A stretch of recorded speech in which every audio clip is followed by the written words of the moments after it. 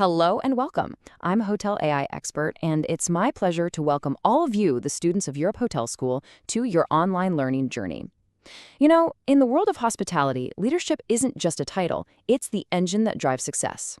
In this explainer, we're going to break down what makes a truly great leader, what happens when that leadership fails, and, most importantly, how you can start building a career that's defined by excellence. Okay, so let's get right into it. It's so easy to dismiss leadership as just some soft skill, right? But in our industry, in hospitality, it's the absolute foundation. I mean, it is the central pillar that sets the entire tone for the business. It shapes literally everything, from how your staff feels when they come to work, to how satisfied your guests are, and yeah, ultimately, the hotel's bottom line. So here's our game plan for today. First, we'll establish why leadership is the hotel's foundation. Then, we'll look at a blueprint for excellence. After that, we're going to dissect what a leadership failure really looks like. And finally, we'll talk about how you can start building your own legacy. So, why is it so critical? I mean, really, why? Well, a hotel is so much more than just a building, you know? It's an environment. And a great leader, they're the architect of that entire environment. They create the conditions where employees feel valued, where they're empowered to succeed. And that feeling, it translates directly into those exceptional, memorable experiences that keep guests coming back time and time again. All right, so let's look at that path to excellence. What does it actually mean to be a world-class leader in this industry? It's not about just one single thing. It's really a combination of core attributes that come together to inspire teams and, you guessed it, drive success. And you know what? It all starts with vision. A truly great leader is like a ship's captain. They don't just manage the day-to-day work of the crew, they have a crystal clear destination in mind. And they can inspire everyone on board to sail towards it together. This vision isn't just some mission statement you hang on a wall either. It becomes the compass that guides every single decision and really motivates the team to create an unforgettable guest experience. Next up is a quality that is absolutely non-negotiable in hospitality: emotional intelligence. I'm talking about the ability to genuinely connect with people, to understand a guest's frustration and resolve it with real grace. But, and this is crucial, it's also about understanding your own team. You have to recognize how decisions will affect them and work to foster a harmonious, supportive environment. This one skill, it builds both guest loyalty and a stable, happy team. So, how does this actually look in practice, day to day? Well, it really comes down to these four core pillars. These are the daily actions of the best general managers out there.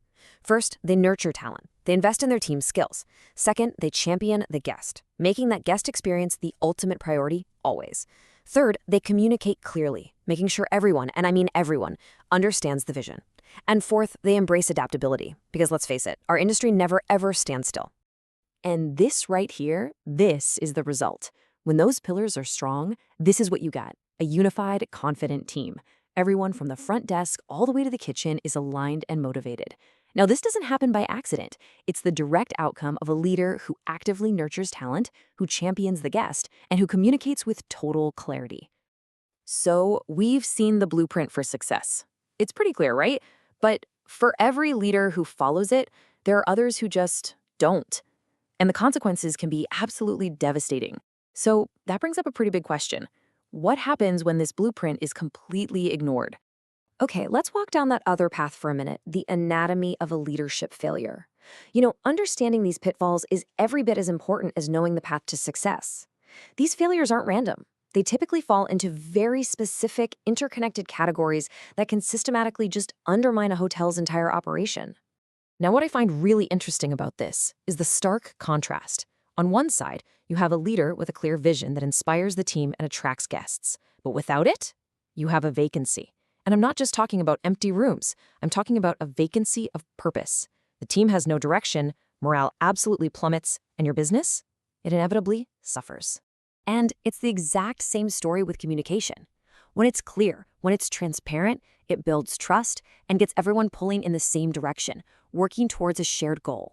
But poor communication, it just breeds chaos.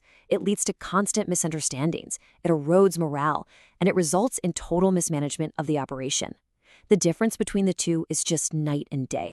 So we can actually group these leadership failures into three big categories. And look at that, they're almost equally weighted. You've got failures in high-level strategy, failures in managing people, and failures in the day-to-day operations. Let's break down exactly what that looks like. Strategic failures. These happen at the 30,000-foot view. This is the leader who fails to adapt to a changing market, the one who ignores new technology, who just doesn't take sales and marketing seriously, or maybe even worse, creates a culture where new ideas go to die. These kinds of errors can make a hotel feel dated and uncompetitive, and it can happen really, really quickly. Then you have the people failures, and these hit right at the very heart of hospitality. This is the manager who cuts corners on training, who ignores the well-being of their employees, who doesn't listen to feedback from the folks on the front lines. Ultimately, they just fail to build a cohesive team. And what's the result? Well, it's poor service, low morale, and just constant instability. And finally, we have the operational failures. These are the breakdowns in the daily nuts and bolts of running the hotel. We're talking about things like poor financial controls, messy inventory management, neglected facility maintenance, or ignoring critical safety regulations.